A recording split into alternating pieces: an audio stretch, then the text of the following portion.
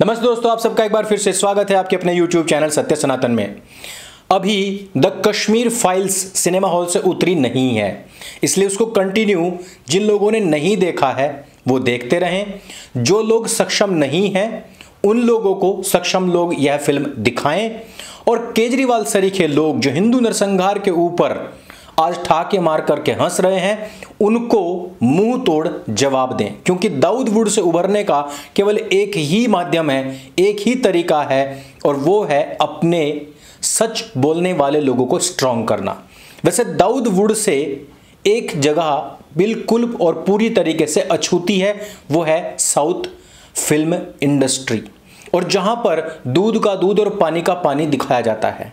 इस दूध का दूध और पानी के चक्कर में जब पिछले दिनों कोमाराम भीम जी का रोल अदा करने वाले जूनियर एनटीआर का एक पोस्टर आया था, उनका एक छोटा सा टीजर आया था, तो उसमें उनके सिर के ऊपर जालीदार मुस्लिम टोपी लगी हुई थी, जिस पर खूब हो हल्ला हुआ था, खूब हंगामा हुआ था। और उस समय पर मैंने वीडियो बनाया था और मैंने कहा था कि यह जो फिल्म है यह दो महान और सच्चे नायकों की फिल्म है, उनके जीवन से लिए हुए जो पहलू थे उनको जोड़ करके बनाई हुई फिल्म है। और क्योंकि प्रधानमंत्री नरेंद्र मोदी जी ने भी कहा था कि तकरीबन 7.5 लाख क्रांतिकारियों की जो बलिदान हुआ है उसके लहू पर तैर करके ये आज़ादी ब्रिटेन से भारत में आई है, उन सब के ऊपर फिल्में बननी चाहिए। क्या आप जानते हैं अल्लूरी सीताराम राजू और कोमाराम भीम ये बहुत ही छोटी उम्र में फांसी खाए हुए ऐसे क्रांतिकारी हैं दोस्तों, जिनको संपूर्ण भारत में केवल बहुत ही कम लोग जानते हैं। और उन्हीं में से एक रोल अदा कर रहे जूनियर एनटीआर, जिनको बनाया गया था कोमाराम भीम, जब वो जालीदार टोपी लगा करके आए थे तब लोगों ने कहा था कि भाई बाहुबली पर तो बहुत सारे ऐसे जोक्स बने कि अब्दुल ने अपनी अम्मी से पूछा, अपने अब्बा से पूछा कि बाहुबली में कोई मुसलमान क्यों नहीं दिखाया गया।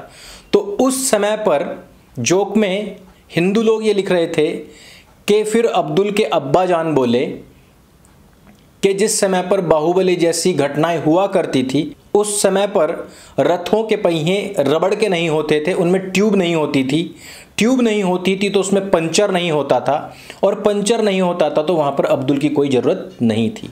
और यह चीज़ आई थिंक राजा मौली जी ने पकड़ ली, और जो RRR आई है उसमें अब्दुल यहाँ पर भी आपको पंचर साटता हुआ ही दिखाई देगा।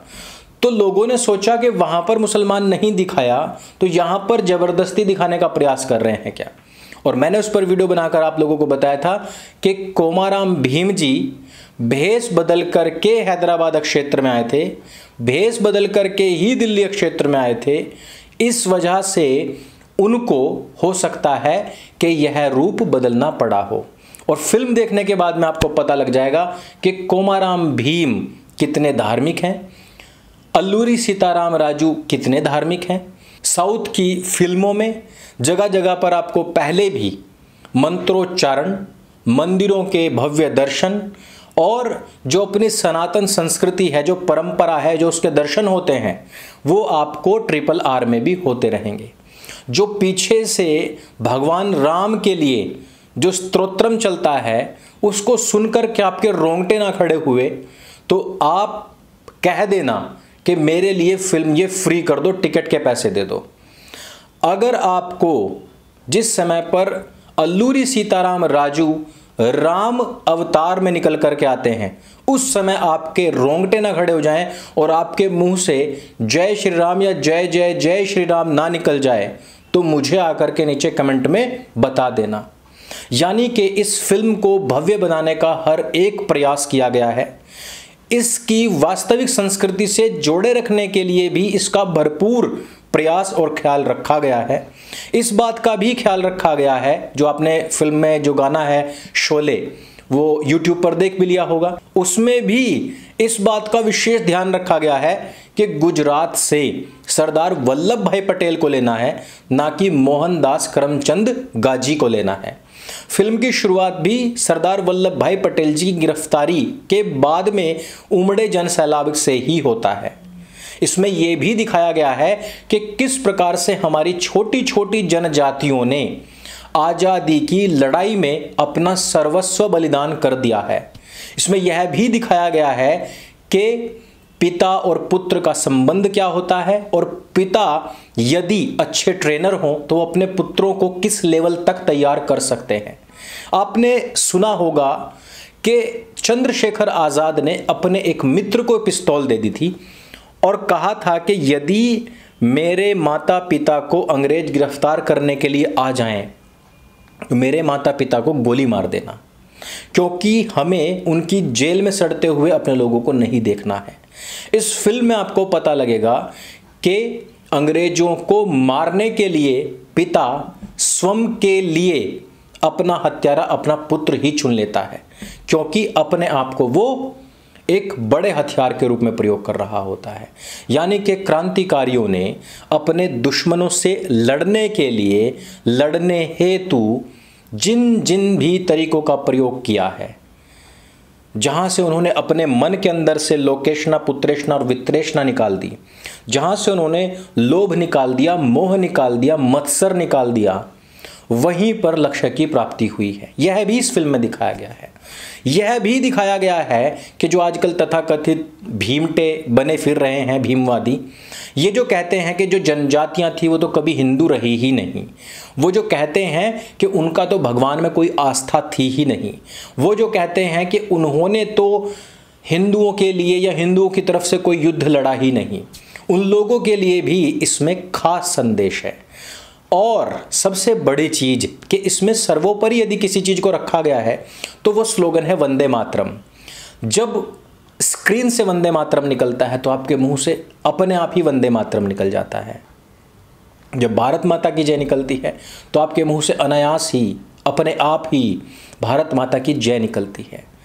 तो इस फिल्म को राजा मौली ने, जो बाहुबली थी वो मैं मानता हूं कि वो एक फैंटेसी थी, लेकिन यह एक सच्ची कहानी है, हमारे क्रांतिकारियों की कहानी है, एक ऐसे फॉरगॉटन हीरोज़ की कहानी है जिनको भारतवर्ष नहीं जानता, उस जनजाति, गोंड जनजाति से संबंधित लोगों की, क्रांतिकारियों की कहानी है जो हम सबको देखनी चाहिए, जाननी चाहिए।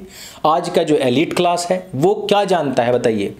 वो जानता है मोहनदास करमचंद गांधी को, वो जानता है नेहरू को, ज़्यादा से ज़्यादा भगत सिंह, चंद्रशेखर आज़ाद, या फिर मान लीजिए कि सुखदेव जी को जानते होंगे, या एक दो और लोग जैसे कि आजकल लोग प्रचार और प्रसार कर रहे हैं तो खुदीराम बोस को जान जाएंगे, लाहिड़ी जी को जान जाएंगे, लेकिन उस लेवल पर लोगों को नहीं जानते जहाँ से असल क्रांतियाँ हुई हैं।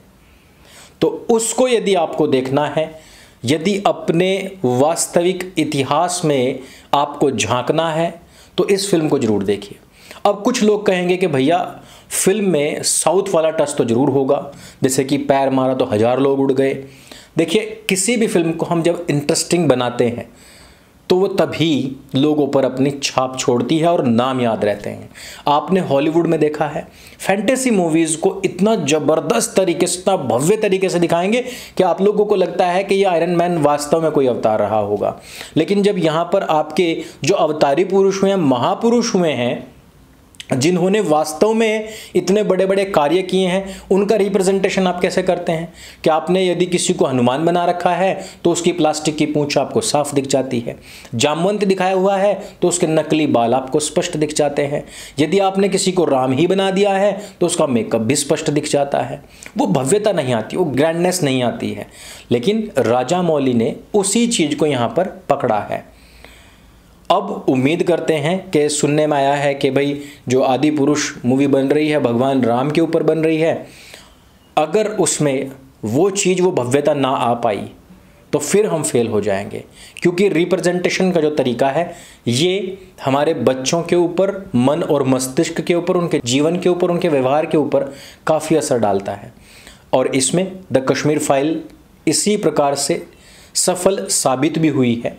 और यदि हम बात करते हैं साउथ वाली, तो उसमें ये फिल्म अच्छी है, क्रांतिकारियों के विषय में जानने के लिए बहुत अच्छी है, दोस्ती के असल मायने क्या होते हैं उसको जानने के लिए फिल्म अच्छी है, युद्ध किस नीतियों पर लड़ा जाता है उसको जानने के लिए ये फिल्म अच्छी है। अंत में चलते चलते मैं बता दूं कि जो आजकल निब्बा निब्बी वाला जो प्यार है, उनको भी पता लग जाएगा कि असल प्यार क्या होता है, मोहब्बत क्या होती है, प्रेम क्या होता है, रिश्ता क्या होता है।